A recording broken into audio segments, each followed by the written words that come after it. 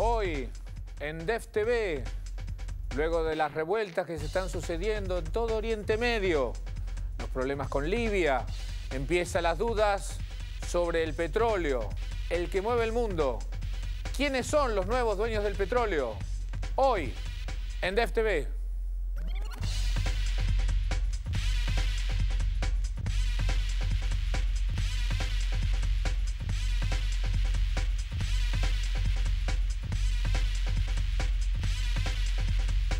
¿Qué tal? Bienvenidos hoy a DEF TV en este nuevo horario.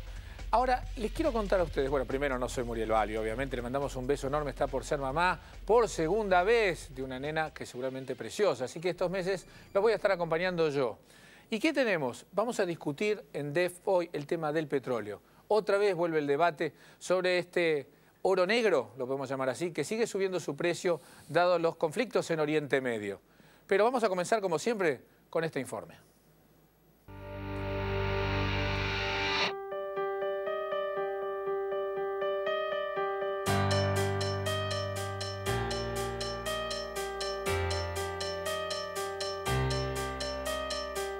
Desde hace más de 2 meses, el mundo árabe vive una profunda ola de cambios que modificó la estructura política de la región. Los conflictos sociales en la principal zona productora de petróleo alentaron nuevamente los fantasmas de la escasez del combustible que mueve al mundo. A raíz de la crisis política en Libia, el precio del petróleo superó los $100 por barril. Este es el valor más alto desde el año 2008. Oil prices have also rocketed in response to continued unrest in Egypt. Y la crisis política en Egipto disparó el precio del petróleo. It is easy to create fear in the oil market when it is centered on the most important oil producing region in the world. La suba del precio internacional del barril de crudo fue directamente proporcional al aumento de la tensión política en las naciones petroleras. El tema petrolero, el petróleo, bueno, no se puede separar de la política. Política y petróleo y política, la geopolítica. La crisis de Egipto, a pesar de no ser un país con grandes reservas, cobró vital importancia por el peso estratégico de controlar el Canal de Suez, camino obligado para el transporte del hidrocarburo hacia Occidente. Un eventual cierre implicaría recorrer 9.000 kilómetros de más. La revolución árabe no solo se nota a nivel político y social en las calles de Oriente Medio. La posible transición a la democracia en Túnez, Argelia, Egipto, Jordania y las revueltas que se están produciendo afectan directamente a la economía mundial, que aún depende del valioso petróleo. Egipto apenas extrae crudo, pero los mercados internacionales están pendientes de la última hora en Plaza Tahrir y las previsiones no son buenas. El Canal de Suez, arteria vital entre el Mar Rojo y el Mediterráneo y por donde transitan 35.000 cargueros al día, está en medio de esta revolución. If there's any supply disruption in the Suez Canal, if for some reason they disrupt the tanker traffic through the Suez Canal, and it's a choke point considered by the United States in terms of the distribution and the production and the supply of oil. Some 2 million barrels of crude oil and refined petroleum go through the canal every day.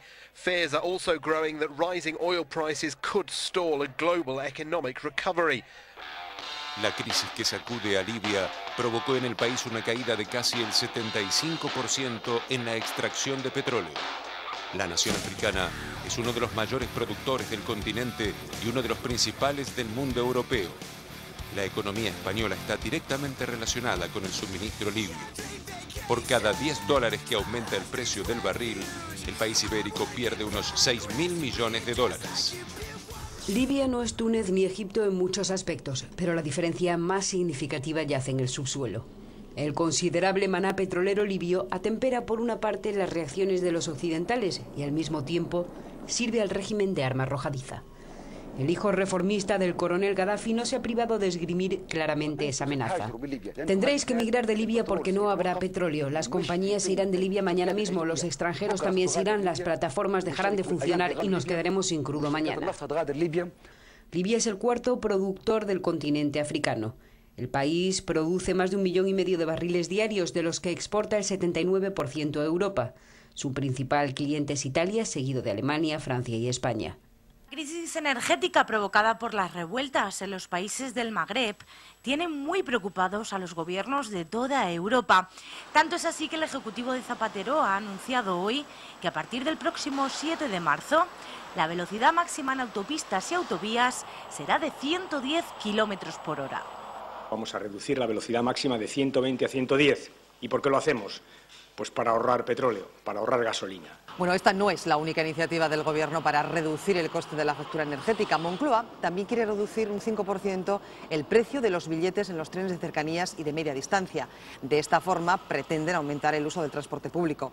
El país petrolero de más influencia del planeta mira con ojos expectantes la crisis que sacude a sus vecinos. Arabia Saudita, principal exportador de crudo de la tierra, logró bajar la suba de los precios al comprometerse a garantizar el suministro a nivel mundial.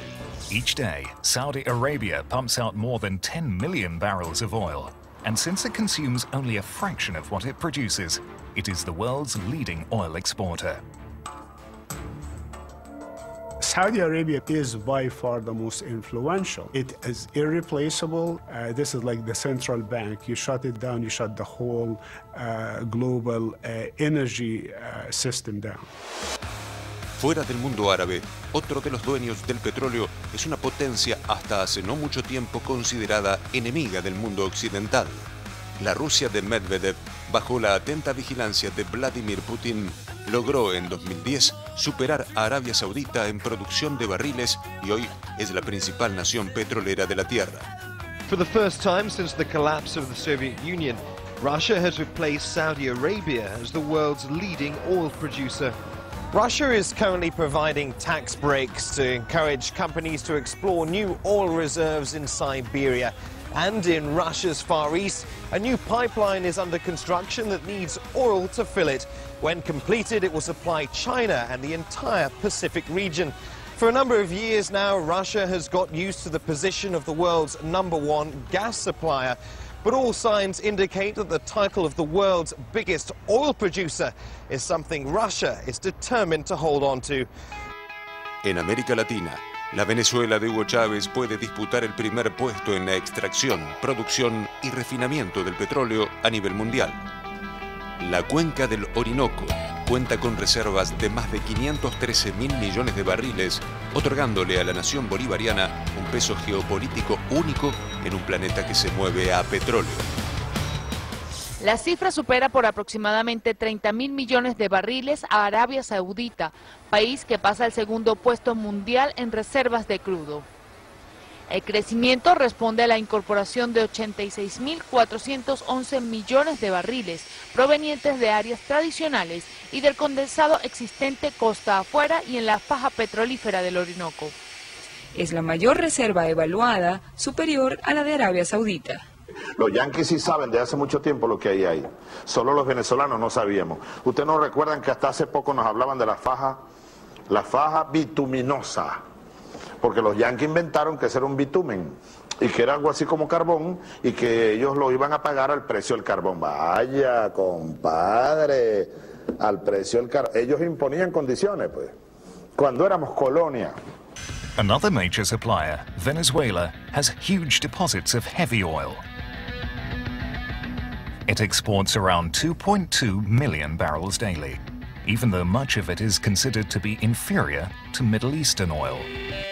El mundo es una enorme maquinaria con millones de partes móviles y su combustible primordial es el oro negro. Estados convulsionados, con gobiernos inestables o con polémicos liderazgos, son hoy los dueños del petróleo.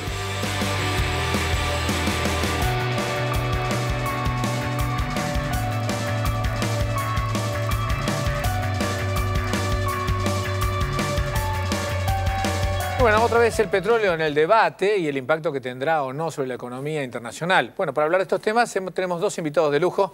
Luis Palma Cané, economista. ¿Qué tal, Luis? ¿Cómo estás? Bienvenido. Por favor. Y seguimos con los Luis. Luis Rosales, ¿qué tal, Luis? ¿Cómo estás? Muy bien, aquí estoy. Muy bien. Vamos a empezar, Luis. Luis Palma. Vamos a ver, ¿qué tengo? Palma, Cané y Luis Rosales. Luis 1, Luis 2. Como quieras, no hay problema. Luis, ¿qué tanta importancia tiene realmente ahora el petróleo en el mundo, sobre todo la parte que está concentrada en la parte de Oriente Medio?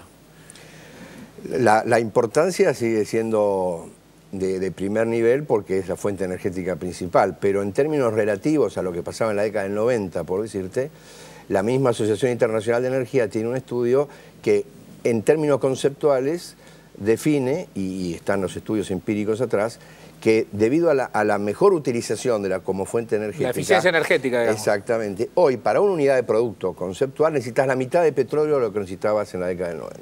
O sea que en realidad una crisis de petróleo, con la situación actual, te impactaría la mitad de lo que te hubiera impactado en cualquier otro lugar sobre la economía mundial. Sin ninguna duda, y es lo que de alguna manera uno ve reflejado en la historia, si ve los 3 shocks petroleros de la guerra del Yom Kippur, de la Revolución iraní y la guerra del Golfo, los movimientos de precios fueron mucho más violentos que los de ahora, y evidentemente todo esto está impactando en la manera de cómo se está desarrollando el mercado en general. Ahora, ¿el petróleo para el mundo sigue siendo vital y todavía no reemplazado? Es vital, sin ninguna duda. Sin ninguna duda. Ahora, la provisión en general, si bien decimos que la parte de Oriente Medio es la principal, ¿pero qué significa la principal? Porque en realidad productores de petróleo hay muchísimos, recién veíamos en el informe, Rusia es más importante ahora que Arabia Saudita. ¿Está muy distribuida la producción en el mundo? Está concentrada. 7 países tienen el 60% de la producción mundial. ¿Qué es de cuánto la producción mundial? La producción mundial en equilibrio son 86 millones de barriles por día, que es el mundo de hoy de la oferta y la demanda, pero creo que fue importante la pregunta que hiciste vos, Tomás, porque la gente asocia hoy que todo el petróleo está en Oriente, en Arabia. No es así. Esto era así hace 20 años, hoy... Porque el precio ha subido además, entonces ha habido nuevos jugadores, Brasil por ejemplo, Rusia hoy es el primer productor, con 10, 12 millones de barriles por día contra Arabia Saudita que tiene 10 u 11 millones de barriles por día. Pero lo que es cierto es que Arabia Saudita y toda la península, digamos el mundo arábigo, Magreb en el norte de África, tiene el 65% de las reservas del mundo, aunque solamente el 35% hoy solamente de la producción mundial. Ahora, el peso de la OPEP, Luis II, el peso de la OPEP, ha perdido peso la medida también, ¿no? Digo, ya la OPEP no es que maneja el precio del petróleo como en los 70. Totalmente. Vos tenés, para que la gente recuerde o rápidamente repasando, cuando la primera crisis del petróleo grande del 73, las Seven Sisters famosas, las empresas norteamericanas, inglesas y la holandesa Shell o inglesa-holandesa Shell, manejaban aproximadamente el 85% del petróleo mundial, algo así se calculaba. Vino la pulseada de los países exportadores, que son, la OPEP es países exportadores, porque hay otros países como Estados Unidos que es gran productor, pero también gran consumidor. Por supuesto. Entonces, el tema era aquellos que tenían excedentes exportables. Y se pusieron de acuerdo, cartelizaron y realmente allí el peso fue impresionante. Entonces, no tiene mucho que ver en realidad que los que estén cayendo ahora uno a uno son estos líderes. Ahora, pero son países, no son empresas, porque como vos decís en realidad, también de las Big Six en su momento, de las grandes 6, ya no son las grandes 6. No, ya no son, quedan 4. Quedan 4, pero digo, está Exxon como de las tradicionales, pero después ya las nuevas son Grosspan, la de la rusa, y empieza a estar China también, ¿no? La empresa china, bueno, y hay nuevos jugadores además, como recién señalaba Luis I. Hay nuevos jugadores muy importantes. Canadá es un jugador muy importante, México otro jugador muy importante, Noruega es un jugador muy importante, con su prolijo trabajo en el Mar del Norte, al igual que el Reino Unido. Claro. Se han transformado en grandes productores. China, que todo el mundo cree que es absolutamente dependiente de la importación de petróleo, tiene un componente de producción local muy grande. Entonces, todavía la OPEP tiene el poder de controlar un volumen muy importante de la oferta exportable de petróleo. Sí. Lo que sobra del consumo interno y va a ser vendido a otros mercados. Entonces, allí todavía tienen un poder grande, y dentro de la OPEP, los países que están ubicados en esta región tan convulsionada del planeta ahora, son obviamente el centro. Digo, porque al final de los que están convulsionados, el único exportador ahora importante es Libia, pero Libia es 1,2 millones de barriles diarios. A ver, sí. El 1,5% de la producción es menos del 2%, es 1,5 millones. Que puede afectar a España, puede afectar a Italia. Italia, básicamente, pero lo que también hay que aclarar, que hoy por hoy, en medio de todo este, digamos, mare magnum de guerra, si vos querés, el hecho cierto, fáctico para el mercado, es que del 1,6 millones de barriles solamente cayeron o dejaron de producirse la mitad, que es la que está todavía en manos de Gaddafi. La parte de la Cirenaica, la parte que está hacia Egipto, que está en manos rebeldes, sigue fluyendo el petróleo. Vale decir que lo que teóricamente en términos de oferta y demanda está afectando hoy al mercado petrolero,